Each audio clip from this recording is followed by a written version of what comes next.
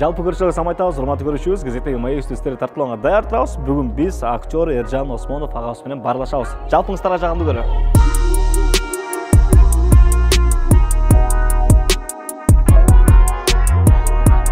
Дән солықтан баштайлаға. Аман есенсіз.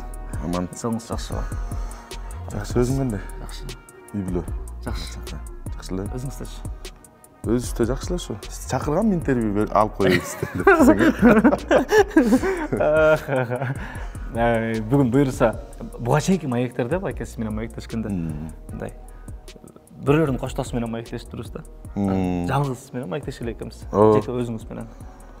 Жеке өзіңіздің жашауыңыз менен, шығармашылығыңыз менен, жеке өзіңіздің ашып берген мен де уақыт болып тұрдым, шығарып берген. Анан бүгін бір сондай ниет менен келіп қалдық. Болды, сөйлесеміз онда. Ашылып бересіз. Болшынша десең, бүт айтам десең. Бүт айтам деген не? Қарап тұрғыларыз. Сонда тұрған жеріміз театр, Тоқтаболат Абдумомынов атындағы Қызыл Ту академиялық драма театры. Кеше жақында өзіңіздер интернет бақтарынан көрсеңіздер керек. Тағай би атты тарихи спектакль қойылып, ошоның премьерасы болды. Құттықтаймын ғой. Рахмат. Чоң рахмат. Аман есен жеңілді болсыңыз мені. Ооба. Шо 2 айдың жүзі болды шо Тағай биін іштеп шул театрда. Тағай биін авторы Табылдақтан ағайыз. Режиссер болса Назым Мендебиров болды. Тағай мен десең. Шо премьераны беріп, уф деп кішіне азыр. 1-2 саатқа ес алып отқандағым десең. Анкен қайра бізде жаңы спектакльдер башталды азыр. Жаңа мына жақын арада да шығады. Эртөштүктө репетиция кылып атабыз. Анын режиссеру Арнис Кыдырмышев.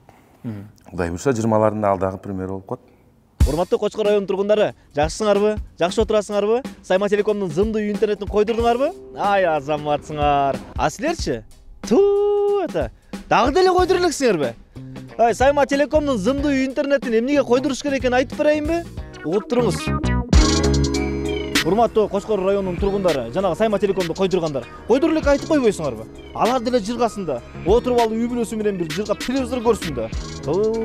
Мисалы сиздин үйүңүздө 5 киши болгон болсо, 5-өңүздөр 5 башка интернет колдонуп пул дегенде чоң чыгымга алып келиши мүмкүн. Сайма Телекомдун зымдуу интернетин койдурсаңыз, ал жакта деген 220дан ашуун телеканал барды. Акыркы муундагы интерактивдүү телекөрсөтүү бар. Кино бүтүп калды. Качан болот деп ойлонбойсуз. Бош убактыңызда өзүңүз келесиз да, каалаган жерине койдуруп туруп, кайра жумушуңуз чыгып калса, паузаны басып коюп туруп, анан кайра келип көрө берсеңиз дагы болот. Кинонун мыктысын жана жаңысын сиз үй кинотеатры Старт О кинодон көрө аласыз. Жана ошондой эле телеканалдарды онлайн башкарса болот. Жана YouTube'то, телевизордон көрө аласыз.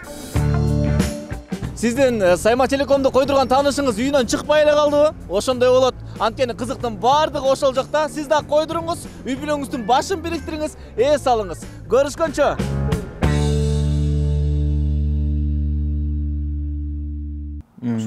Бизде ушундай күндүндө эле жашоо ушакта өтөт. Үйгө болсо мындай гостиницага жаткандай эле барасың. Кечинде эле. Тарс кайры. Барасың, тамак ичесиң, кичкене бүтүп уйкуң келет, уктайсың. Батыл эртең менен болот. Батыл эртең менен болот. Батыл эле кайра ошол келет. Көпчүлүк айтып берет го, кантип эле ушул жерде бир күн кечке жүрө бересиңер? Эмне кыласыңар деп элечи? Бирде ошо сахнада кечке ошол жерде өтөт. Биздин убактыбыз кээде баягы обед кылганга деле убакыттар болбой калат. Мындай баягы спектакль жаңы процесске жетип, уже чыгайын деп калган убакта уже обедке деле мындай маани деле бербейсиң да.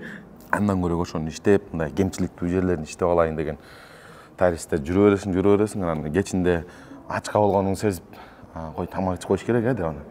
Бирок ошондо деле толук байкагың. Арта калтырсың. Арта калтырсың. Тамаша. Буга чейин ким ойлоп турбай келесиз? Мисалы, өзүңүз деле ойлогон эмес болушуңуз керек. Театрда бүт главный ролдордун баарын ойнойм деп экен. Эми бүт эмес, басымды бөлөгө. Мындай бар, ошо башка каармандарды ойногон спектакльдерим бар. Анан көбүнчө мен ошо тарыхый инсандарды ойногонго кичине ошол жака ооп бартам да. Тарыхый инсандарды ойнош өзүнчө бир эме да, оор да. Анын кулук мүнөзү, анан көбүнчө илим бар биздин кыргыздар тарыхтын баарын билгендиктен, тарыхый инсанды ойногон кыйыныраак.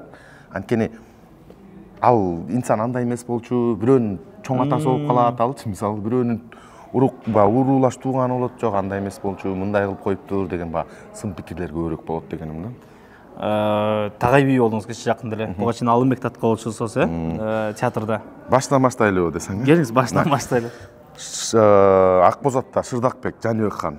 Хандарды санаңыз, Хандарды санайлы. Бийлерден Боронбай би. Манастын уулу Семетейде Семетейди. Кечеги чыккан тарыхый инсан Тагай бийни. Дагы Алымбек татканы, Камчыбекти, ошол эле Курманжан таткан, Алымбек таткан, Камчыбекти да ойнодум. Ушул 6-7дей болуш керек да. Эмелер чалаң.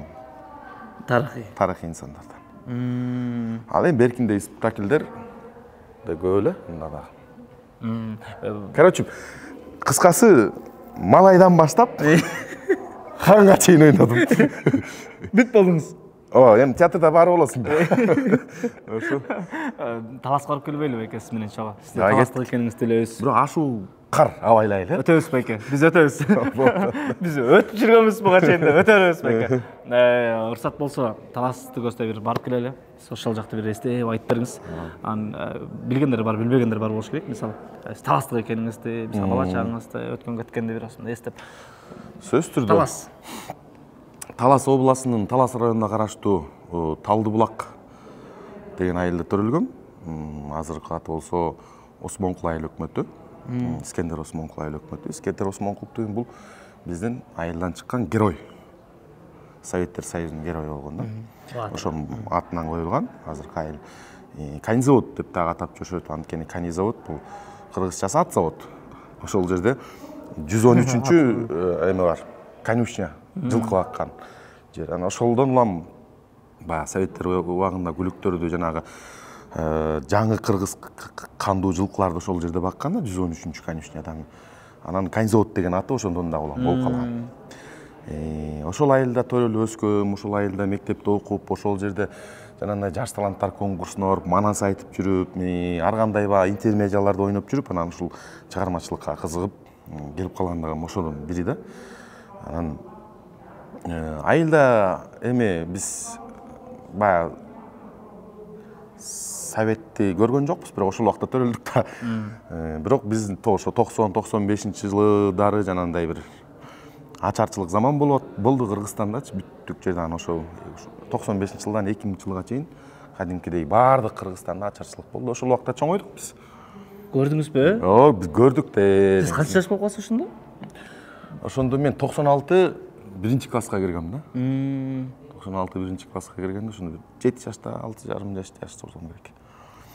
Ошо кадимкидей эле баягы айылдем анда бир үйгө ун келсе, барып ошодон бир чака ун алып, мындай айылда ал убакта азыркыдай эмес, ал убакта мындай берешен эл жок болсо дагы пейилгенен эл бар болчу да.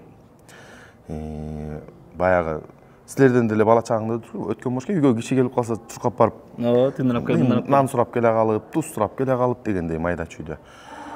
Ошондой балалык кезде сагынасың да. Азыр мындай жанагы сөз бар го, тагдырга жараша адам, адамга жараша тагдыр депчи. Азыр ошондой заман болуп калбоду. Мурун болсо бизде бүт баары кенен болчу да.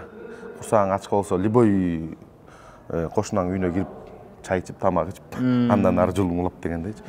Балалык кез ошондой сонун кезде өттү. Азыркыдай телефон жок, ойномой. Оюндарды, оюнчуктарды өзүң ойлонуп, өзүң придумать этесиң. Фантазия укмуш болгон ал убакта. Эмнеңиз бар эле аке? Сиз ойлоп тапкан, мен ойлоп тапканмын. Жыгачтан машиналар бар болчу. Дөңгөлөктөр менен. Анан жанагы алюминий зымдан жасачубуз. Эки дөңгөлөгү бар. Ортосунда мындай зым улап келип, анан рулю бар биякта. Силерде бар беле жок беле билбейм. Кадимкидей эле ошону айдап, машинедей кылып, айдап ойночубуз, тоого чыгып деп. Жана чыбык аттарды аттын башын жасап зым мененчи. Зым менен жасап, аны жыгачка байлап, минип, баягы куйрук жасап кадимкидей.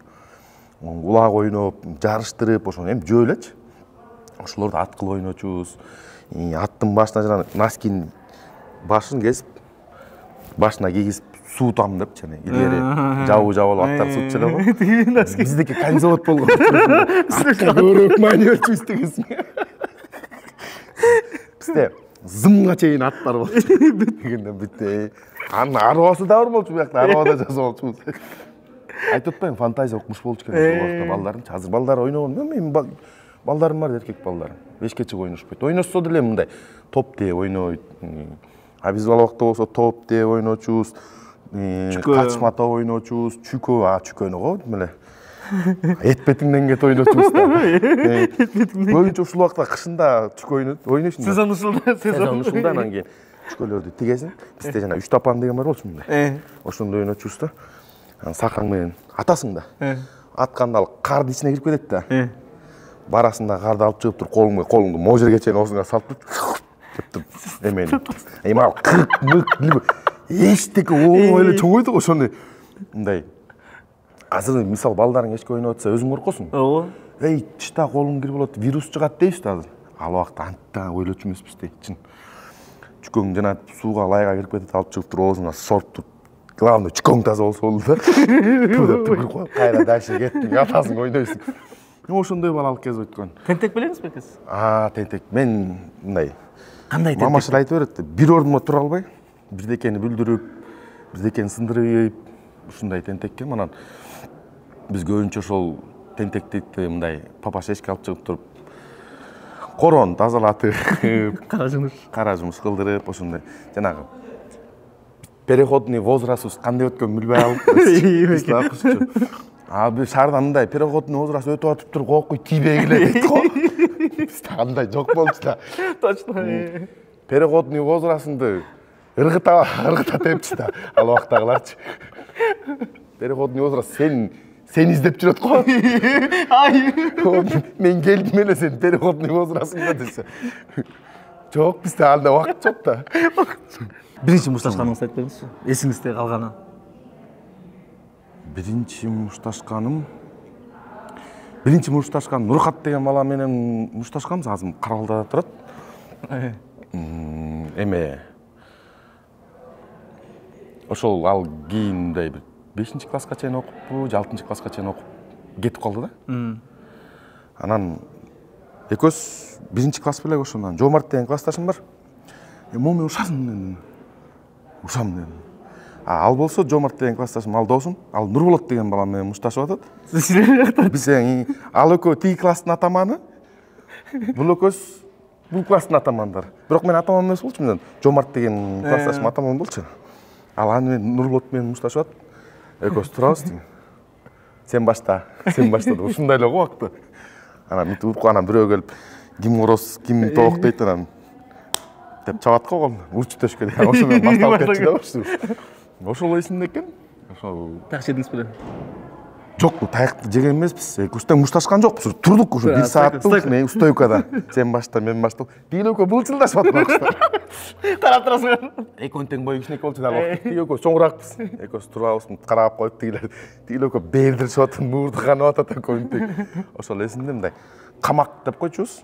Илгери баягы жылкыларды камап, же болбосо уйларды камап ошол жерден бирдеке кылчу окшойт. Анан ошол жакка кирип алып, ошол мушташканыбыз эсибизде. Мен көбүнчө негизи көп мушташкан жокпуз, анткени көбүнчө ынтымактуу болдук. Бири-бирибизге жардам берип, классташтар. Анан ал убакта болсо улууларды ура албайсың, ал убакта жанагындай бар болчу бизде.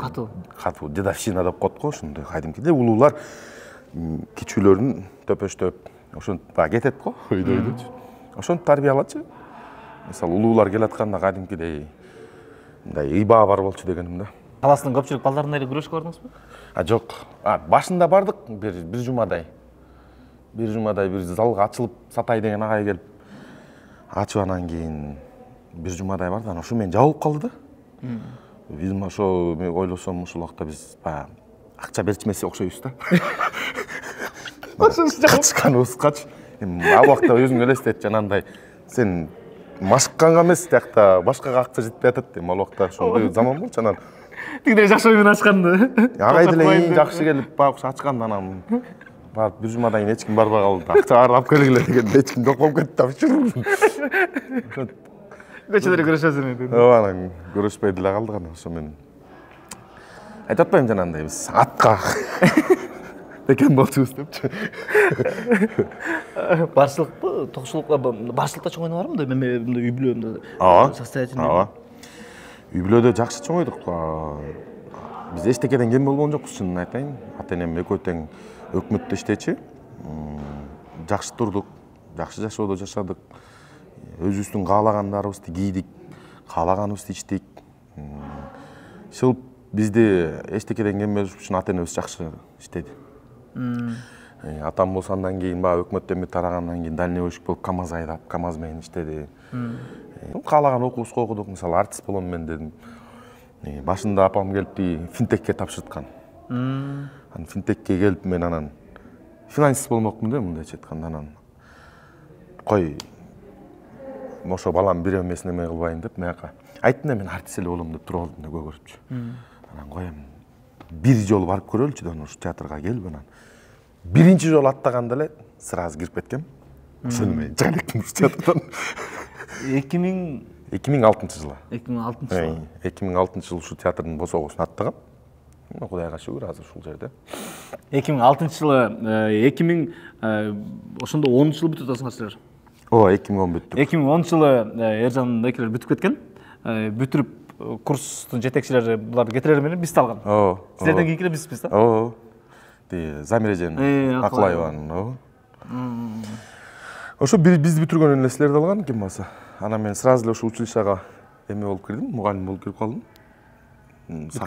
Сахналык кыймылдан сабак бердим. Бизге көрүп калдыңызбы? Силерге көрүп калдымбы? Давай бербедиңиз.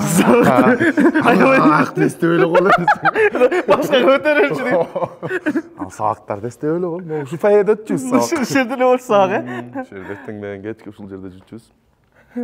Жакшы күндөр болду да. Бирок мындай неме учур болдубу сизде? Артист ушунча эле табабы деген. Азыр деле болот десең.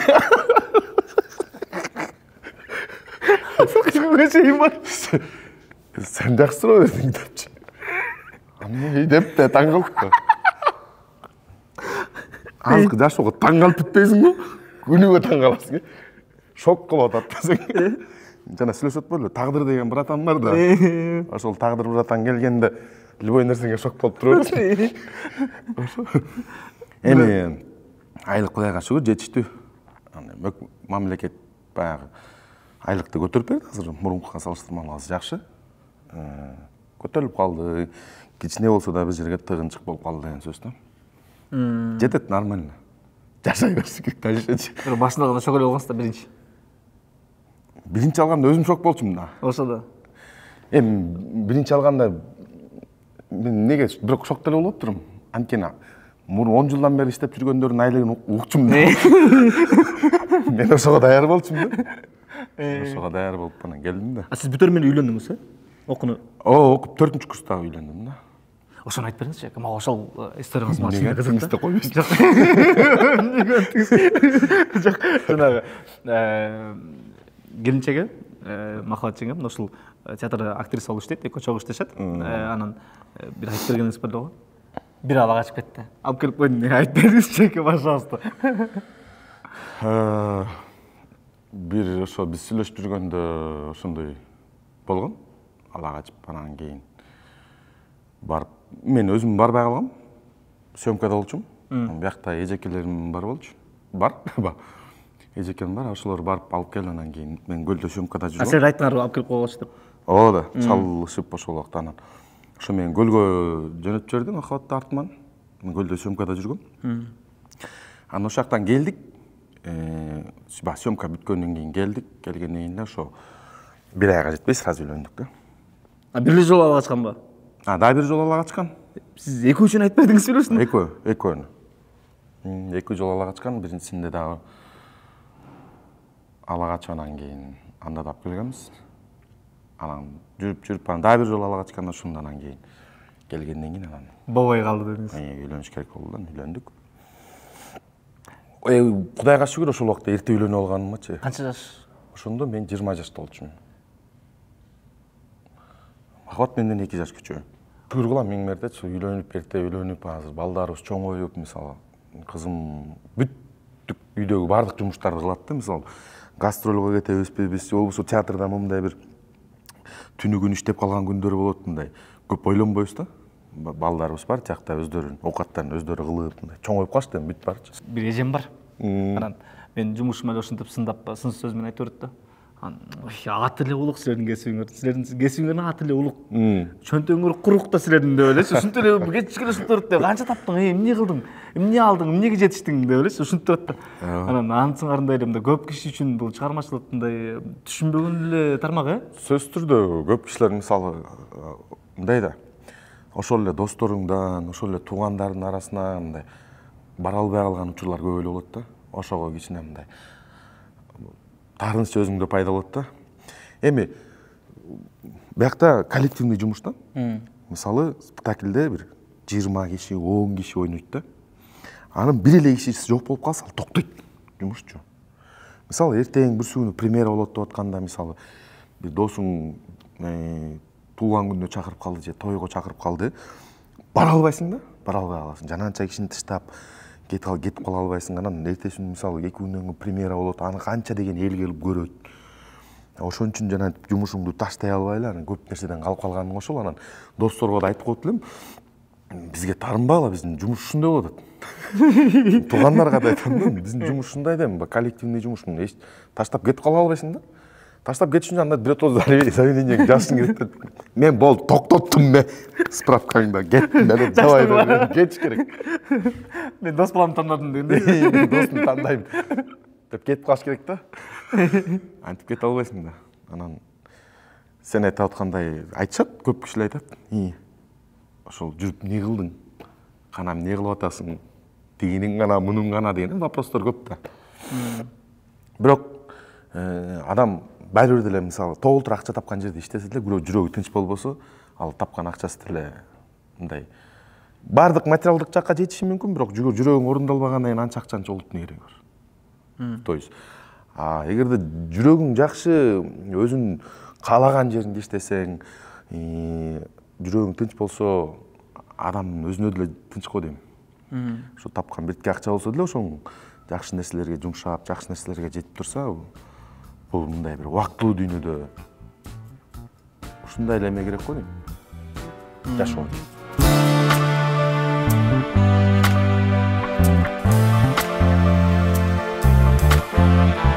Театр чөйрөсүндө байке. Театрда бүткөн 2010-жылдан бери эле Эржан Осмонов деген ысымды көпчүлүк таанышат да, билишет, аткарган ролдоруңузду билишет.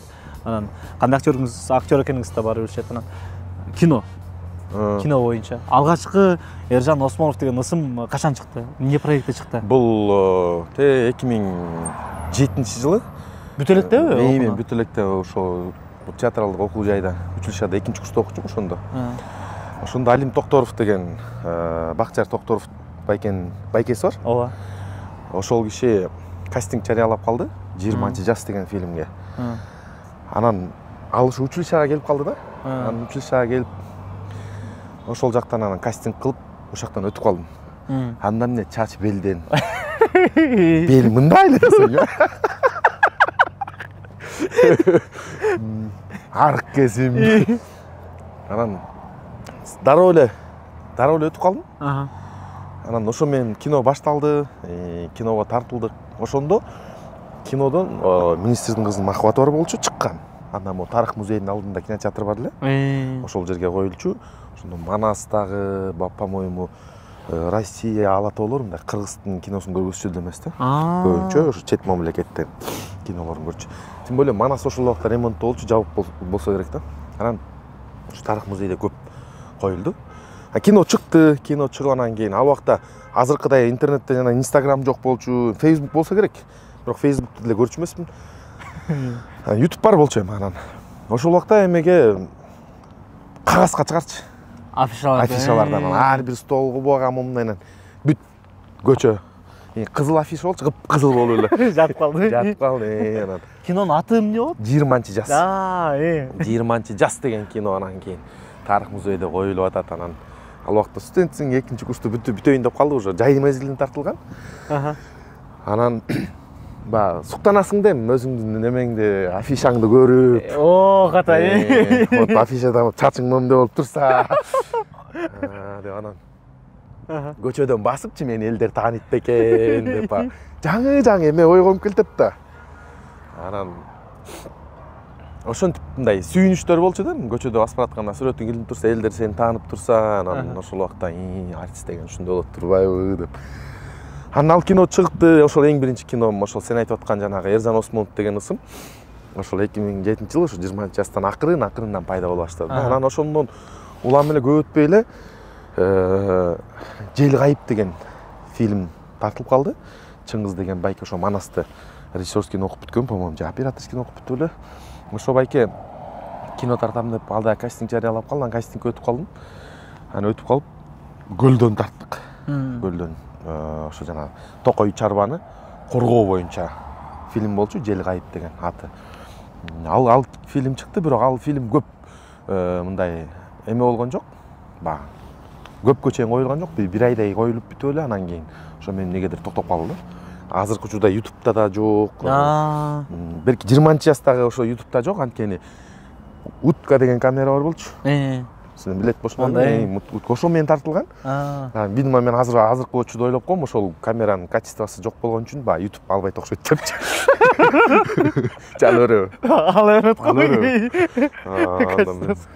Билбейм, ишил жок да, YouTube'да да жок таппайсың.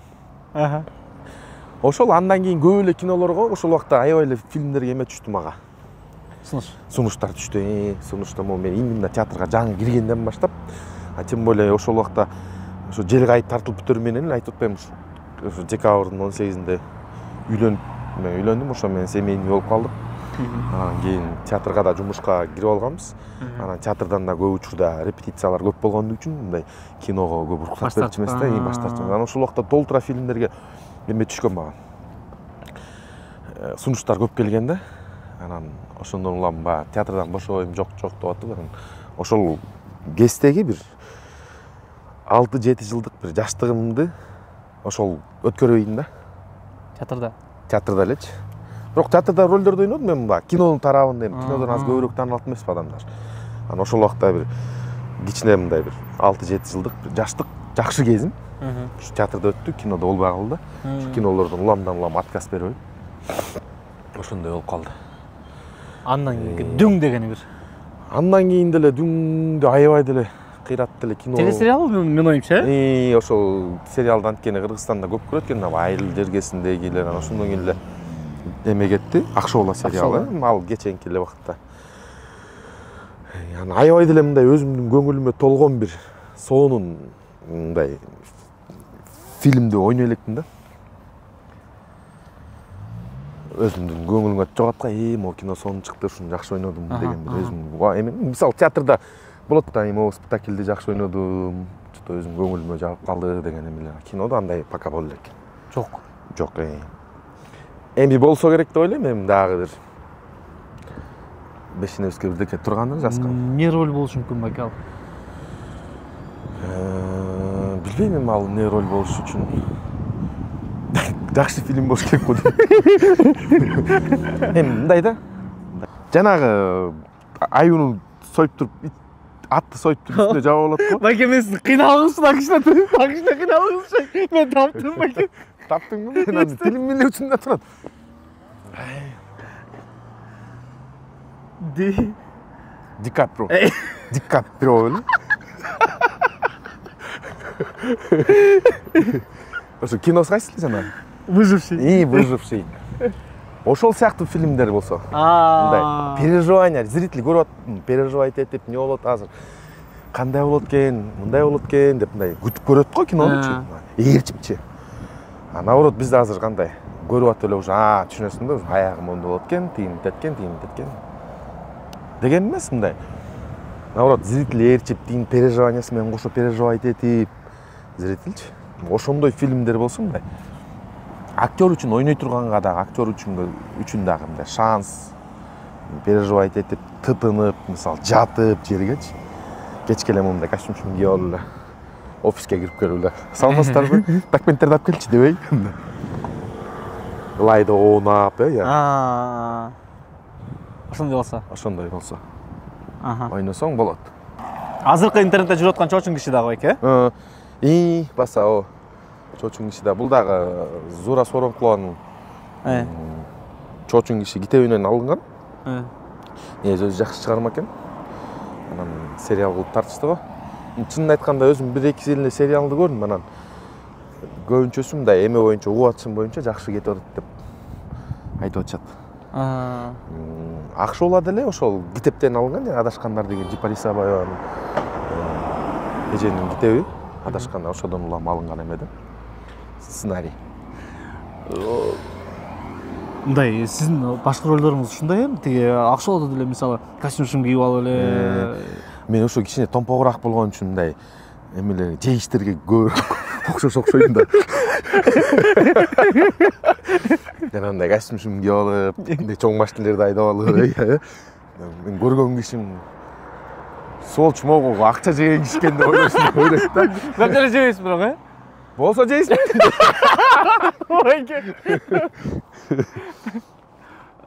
Мындай башында любой эле бир проекттинчи, любой эле бир жумушту кылып атканда аягы кандай болот экенин билбейт го. Азыркы учурда чоочун кишинин ичинде баарыбыз көрүп атабыз. Мен сиз менен бүгүн келгенге чейин деле 2 саатымды ошол чоочун киши менен өткөздүм да, көрүп отуруп. Сонун кино болуптур. Баардыгын көрүүгө чакырам. Өзүңүз мындай канааттандыңызбы эки ролуңузга? Же кезекте келе бир костюмчумбу? Кезекте келген кичине башкачараак кылып ойногом, мындай зөөкүрөөк болоюнчу депчи. Жана Толкунбекти итти жаман көргөн киши болупчу. Эмне жаман көрөсүз беке? Толкунбекми? Жакпайт. Ошол эми бул режиссердун задачасы да. Короче, китепте да ошондой экен, сценарийде да ошондой экен, жакпайт экен да. Негизи эле мындай да жашоодо. Бай киши кедей кишини жаман көрөт. Кедей киши бай кишини жаман көрөт да. Туура. Мисалы байлардын өзүнүн чындыгы бар. Алар айтат, эмнеге кечке эле акча сурай беришет, кечке эле кедейлер ушинте беришет деп байлар ойлошот да. Ал деле иштебейби, мен деле иштеп атпайбы, мен сыяктуу кылып акча таба албайбы дейт да. Кедей үмүттөнөт, эң турган бай да. Берип койсом эмне болот, бир жери короп кетпек беле дейт да. Көрдүңбү, экөөнүн тең өзүнүн чындыгы бар. Эмне үчүн мисалы байдай болуп, кедей бай болуп кете албайт? Бай болсо, кедей болсо деле кайра бай болуп кетет. Анткени ал булактарын берет да. Эмени көргөнсүң да, Такебайды. Экинчисин. Жок, биринчисине көргөм. Экинчисин. Экинчисине сизсиз да. Анда айтпайм.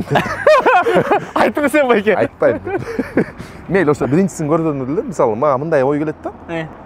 То есть экөө алмашып кетет го. Алмашып кетет дагы. Бай болсо жанагынтип кедей жакка түшүп калат. Кедей болсо бай жакка барат. Ушул кинону көргөндө эле түшүнөсүң да. Палон бай баят кедей жакка барганда ар кайсы булактарды издеп атып, ал акыл мененби, жанагындай билим мененби мындай бир нерсеге жетишет да. Кедей эмне болот? Барат, только акчаны коротот. Дальше ойлонбойт. Күнүмдүк жашоону эле жеп түгөтөт. Мисалы, кинону айтайын деген ой ошол болгон деп ойлойм да мен. Сиз байлар жакшы көрөсүзбү эке?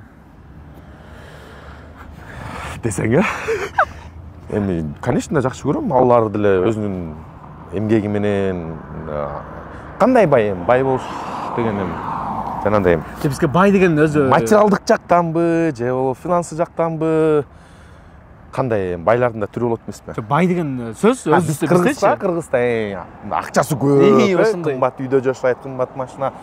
Сөз түрдө бизде эң бай деп элестетет. Бирок ал ошол байлыкка кандай жол менен, кандай максат менен жетти? Кээ ошодо болот. Эгер ошол өзүнүн эмгеги менен, мисалы, тетактан баштап чогултуп да, иштеп, ошонун баарын чогултуп анан байса жакшы. Бирок тигилердикин айтпай эле коеюн, башка жакты. Аябай бай болуп жашагыңыз келеби эке? Жок. Зачем? Анын баардыгынын проблемасы бар да. Азыр сен экөөсүгө бир $100,000 берсе, жетет да. Үй алабыз, турабы? Кем каршы өскөн эмне муктаж болсо ошону алабыз. Бүттү. Аны айландырбайбыз, Жок. Айландырбайбыз. Башкалар болсо айландырат аны. Же сизде деле болобу? Баарыбызда деле болот болуш керек.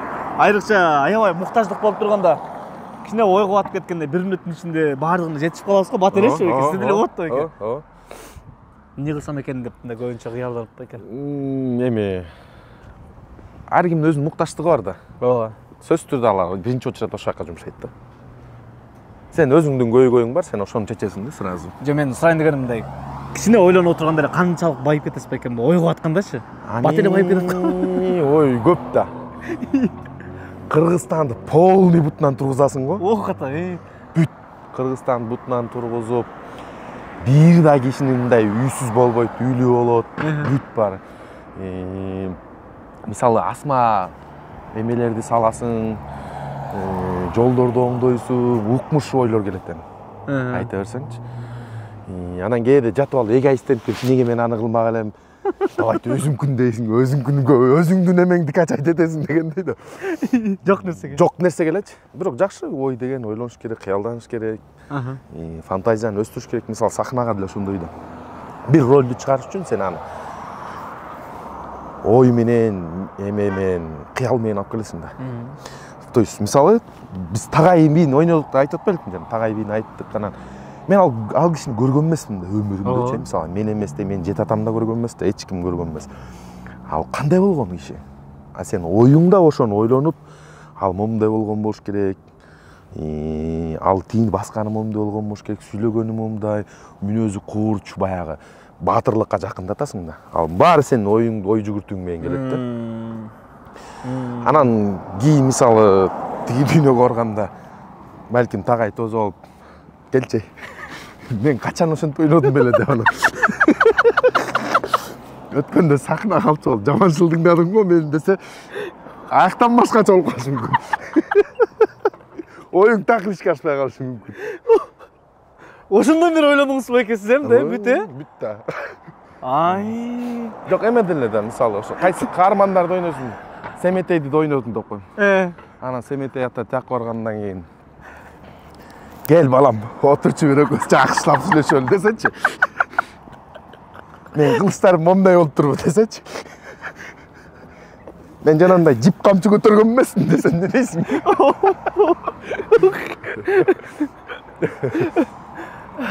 Табеке. Ошентип ойлоносуң да. Тиги материалдык эмне болот беке? Материалдык байлык беке. Материалдардан жыгач, айнек. Айфонум бар дегенде. Шийик десең, Алыш керек эле дегендей. Эми билбейм, Кудай буйрса, бул жерде иштей берели жана көрөбүз да.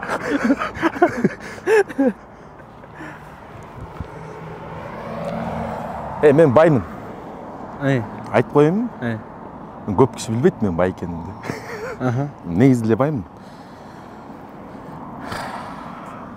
Кызым бар, балдарым бар, ата энем бар, бир туугандарым бар, жанымда досторум бар, баардыгы жетиштүү. Баймын мен ошого. Анткени бул дүйнөдө ошол балдарыңдын, ата энеңдин, бир туугандарыңдын ден соолугу бар, сенин жаныңда, сенин чыгармачылыгыңды сен үчүн күйүп, сен үчүн бышкан адамдар бул менин байлыктарым деп билем да. Мисалы канчалык сен акчаң болуп туруп, бирок ден соолугуң жок, же бир жериң кем болсо, ал эч нерсени чече албайт да. Көрдүк го пандемияда, мисалы канча акчалары бар кишилер өзүн коргой албай өлүп калышты. Жөн эле аба жетпей эле өлүп калды да.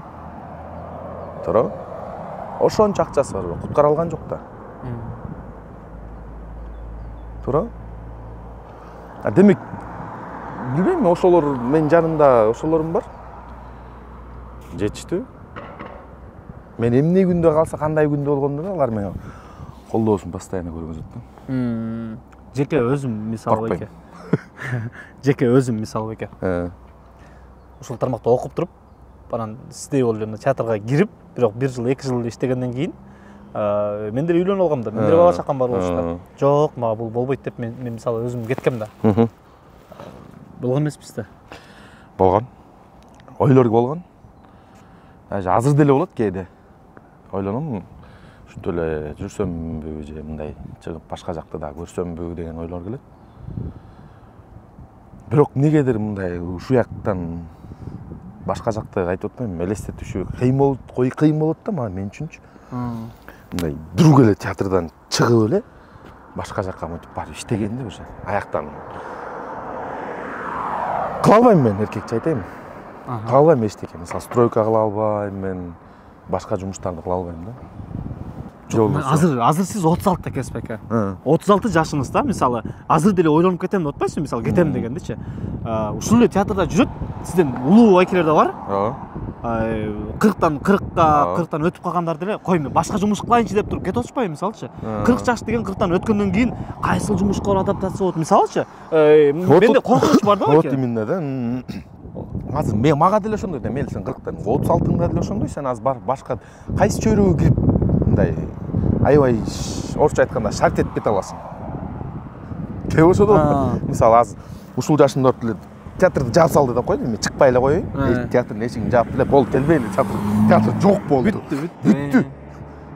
Десе уже сен башка жакка иштешиң керек да, жанды багасың адам деген. Адамда.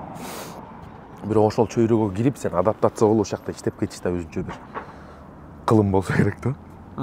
Биз үчүн. Же балким билбейм, башка салса байтал жорго деп коет го, ким билет. Антип айткандан да алыстым, эртеңки күнү кандай жашоо болот билбейбиз да. Кетем деген күнүңүз болду эле байке? Болгон, болдучу деп. Бирок эми мындай өзүмдүн оюмда да. Эч ким айткан эмессиз? Жок, эч кимге айткан эмесмин. Келип театрдын дирекцияга же болбосо худурукка келип, жок мен кеттим болду деп айта элекмин, антип да айткан эмесмин. Бирок өзүмдүн оюмда болгон андайларчы, болдучу. Кет башка чет мамлекетке болобу же башка жакка барып иштеп. Жок. Мунун баары ошол кем каршыдан эле турабы? Жанагы финансы жак эле да. Андан башка көйгөй жок да. Жок да. Көйгөй мисалы баардыгы жайында болуп турса, жиндисиңби кетип. Ооба да. Ооба да. Кыялдар ошол балдарды жакшы чоңойтуу, ошолордун өздөрүнүн каалаган окуусуна болобу, каалаган ишине болобу, татыктуу окутуп, татыктуу тарбиялап, аталык энелик мээримди жакшы берүү биздин максатыбыз балдарыбызга. Жанагы балдарыңды канчалык жакшы өстүрүп, ошолор тарбиялуу болуп, ошолор жакшы окуп, жакшы кылса, ата энеге кийин жөлөк болот ошолор. Ошолор биздин тыл да. Анан эң башкысы ошолордун ден соолугун тилөөлү, анан аларга жакшы тарбия берип, жакшы окутуп, жакшы билим бериш керек. Биринчи максатыбыз ошол. Эми албетте социалдык, мисалы үй алуу, мындай жакшы жашоо, конечно, элдин баарынын максаты да. Ошол. Биз театрга жаңы киргенибизде байке. Сизди чоң муштунду айтышчу эле да байке. Бүт бар мен аз депчи. Сыртка чыкканда дагы тигүү менен раз на раз, бул менен раз на раз тигиби, мындай эркекче айткан тиги понт бүтүрүп, бул понт түшөлөп келди. Өзүм да көргөндөрүм бар болчу. Жок, мындай болчу да, биз студент кезде биякта окуп жүргөндө театрда посещениялар болчу, ар бир университеттер келип өткөрүшөт го. Астында дискотека болчу, анан паркта толтура балдар жүрчү, ушул шакта эле анан кийин биз чыгып тияка бийлесең, баягы эми чужойлорду жоготчу эмес да. Анан ошол эле. Сиз бийлегиңиз келип атат. Анан мен бийлегим келет анан. Шыйрагыңсын көрчү. Анан бийлеп атасың, бирөө мынтет да. Өмөй ал убакта аяктан. Жана мен переходный возрастым ушакта болгон десең. Айылда жүргөндө калып кет. Келди. Окуп жүрсөм, так болот баягы. Келди. Анан бар переходный возрастыңды кийесиң үстүңө. Кийип анан кийин ошол жактан эми фойеде көбүрөөк жана сен айтып аткан чоң муштум ошол фойеде болгон да. Ошо балдар менен урушуп кетип, бала кезде уруштук, анан паркка чыгып мушташып жүрдүк дегенде. Театрдын алдынан ушул тегеректи карап жүрдүм да. Тамаша. Эми ошо бала кезде көбүрөөк ушакта балдар менен урушуп кетип. Раматылык болуп кетти го. Дөчүңүз Кайман аты менен. Алгачкы жолугушуңуз беке. Эмне болуп жолугуп калдыңыз эле беке? Ал убакта ошо Алмалууда эме тартып атканбыз, кино. Кино тартып анан кийин Аринс байке экөөбүз жол жээкте отурганбыз. Кыдырмыш. Жол жээкте отурсак ошо келип бир пассат келип токтоду. Анан айнегин ачып туруп, учурашпайсыңарбы дедим да. Анан мен туруп барып салон өтүп учураштым. Анан кийин эми Аринс байке улуу иште алып туруп анан тигин биз жаш бала экен деп ойлодук да. Анан аркасынан эле толтура машина, өлө 5-6 машина келди. толтура бала түштү, 30га жакын бала. Анан өзү да түштү. Анан түшүп. Сиз тааныш элеңиз? Жок, таяктан тааныймын, таанычы эмесмин. Уккансыз бирок. Укканда эмесмин. Анан кийин мен деген Дөчүңүз болом деди. Окот. Анан жакшы болуптур дедим. Сен мени таанысыңбы дедим. Жок, тааныбайм дедим. Камчынын оң колу болом деди. Камчы Көлбаевдин оң колу болом деди. Камчы Көлбаевдин элдин бар таанышта. Не деп байым ойлоп койдум мен, айылдагы бир борзеле келип алып түшүнтүп атса керек деп койдум мен. Ошентип эле не отурасыңар бер деди. Анан жакалашып кеттик. Жанында балдар мененчи, бир чоң баласы бар экен. Жакалашып кетип эле анан кийин алар болсо бизди уруп жиберди. Уруп жүргөндө мен эле мынтип кучактап кийин могу жерге көтөрүп чап татырылып аттым, мен ылкып аттым да. Разно. Ошентип анан үйүңөрдүн жакын эме депчи. Ана ит үйүн жакын көрүп үрөт го. Ошентпей жүргүлө дедим, мен айылыма да баралы дедим. Сен айылыңа 30 баланы эшитип келип алып эле 2 балага секире бересиңер, уят эмеспи деп кыйкырып аттым мен. Жүрүм бар, мен таласка да жүрчү мен айылым. Менде да толтура балдар бар, момундай балдардан. Анан болду бирачка анан. Ошо мен тынчып калдык. Тынчып калгандан кийин ким режиссер деди анан. Нурлан Майке болчу. Абдыкадыров. Казак-кыргыз тартылган кез экен да. Ошол келип калган анан биз кино тартып атып элек түшүндүрүп анан кетип калышты. Мен көрсө чын эле Дөчүңүз экен. Анан кайра келди. Кайра келип анан детинде анда жол жээкте эмес, тигиндеректе отурганбыз. Чакырды. Чага жылып кеттиңер. Жылып кетесиң. Көчөгө отурбадып атса, жиндисиң кечке отуруп алып. Тамаша. Анан ошо такта съемка болуп аткан учурда Ержан өй бер кел деди. Андан мурун экөөбүз тааныштык. Бер кел деп чакырып анан. Мен жаман көрбөй ушун просто келип тамашалап коеюн деген, мен тарынып калдым окшойт, тарынба. Менин атым Чыңгыз, ушундай, менин атым Ержан деп экөөбүз таанышып анан. Номурун бер, телефон номурун. Бир нерсе болсо чалып тур, мындай. Проблема болсо чалып тур депчи. Ошо менен андан кийин байланышкан да жокмун, эчтеке болгон жок ошо менен. Ошол жерде унутулду калды. Сизге кызыктуу эле негизи ушундай жашоо? Жок. Кызыктуу деле эмес болду. Мен жашоом мыякта кызыктуу да. Жок, андай деле жашоо кызыктуу. Сиз деле бригаданы көрүп чыгабызса дегендейчи, мисалы. Бригаданы көргөм. Сен ошол убакта ошондой болгуң келет, эми ага жумуш өзүм ушул жумушту тандалып анан кийин башка балким мен ойлойм да, эгерде театр эмес, мисалы спорт жакта окусам, же болбосо ошол айылда, же болбосо башка жакта калсам, балким сөзсүз түрдө кызыгып көрмөкмүн. Ошону кумир тутуп, ошондо кызыгып көрмөкмүн да. Мен көп учурда билбейт деле экенмин, ошон үчүн кызыкпаган үчүн тааныган жокмун да. Көрсө аны Кыргызстан бүт тааныйт экен да. Мен эле тааныбайт экен жалгыз. Ал сиз киного тартылып, убарып, таанылайын деп атсаңыз, ал киши мындай эле таанышат экен эле. Ошол экен. Анан баарынан эле ушундай айтсам, ал деген момундай да, ал момундай. Бүт эле баа таң калуу менен айтат да, ал деген момундай, анан тиңдей киши деп элечи. Чын-чынында тааныган эмеспиз да. Мен эмес даже Аринспайкер эле тааныбайт экен. Ошо айтып атпаймынбы, биздин өбүздүн чөйрөбүз мыякта ошон үчүн көп кишини. Биз артисттер эле тааныйбыз. Биз артисттер эле. Тигил артистти ал жакшы артист деп мисалы таанысың да. Байке. Жинт апарайынбы байке? Ошентип эле. Үшүп кеттиңиз. Барыш жерим бар болчу дебиз. Жок. Нормально эле. Жыйынтыктайлы. Жинт апарайлы байке. Эмне сөз айтасыз жыйынтыкта ошо? Кыргызстанда мен бир нерсени айтат элем. Могу биздин Кыргызстанда ал бул биздин жаш келечек муундан турат да. Мен ошолорду тарбияга чакырат элем. Мисалы ошо көчөдө жүргөндө, автобуста, мен мисалы автобус менен жүрөм, троллейбустар менен жүрөм да.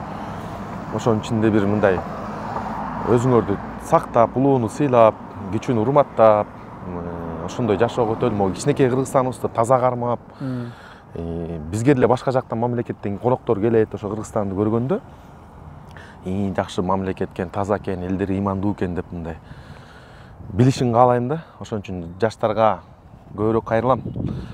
Силер келечектин муунусуңар, келечектеги муунсуңар. Ошо Кыргызстанды өз карегибиздей сактап, тазалыкка көңүл буралы деген ойдомун. Анан Кыргызстаныбыз өнүксүн, өссүн. Сага да чоң рахмат. Сизге рахмат байке. Балдарыңдын жакшылыгын көрүп, ушундай адамдардын бейнесин ачып бергенге рахмат беке. Эме болуп жүрөбүз, себепчи болуп. Өлө сыймыктанып жүрөбүз беке, мен ичинде сыймыктанып жүрөбүз. Мындай бизге мугалимде болдуңуз, мындай жолда көрсөттүңүз, тигинде боломун деп тарбияладыңыз беке. Анан анын баарын карап отуруп анан азыр мынтип кайра маектешип атабыз беке. Сен ким элең? Анан сен иштебей калгансың, актер эмессиң деп мындай четке калып койбой беке, мындай келиңгесир сүйлөп бергениңизге чоң рахмат. Рахмат сага да. Бар болуңуз. Чыгармачылыкка ийгилик. Сиздин да бачкыңыз аман болсун. Рахмат, каның келсин. Болуп кетиңиз. Буюрса, болуп келтебиз. Жыйынтыгыңыз урматтуу көрүшүбүз. Кийинки бөлүмдө көрүшкөнчө аман эсен туруңуздар.